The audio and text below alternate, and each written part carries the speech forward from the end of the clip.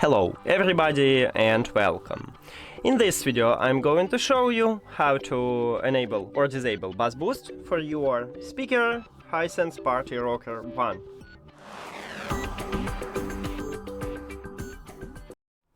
And we have a button for it and it's located at the top of your speaker.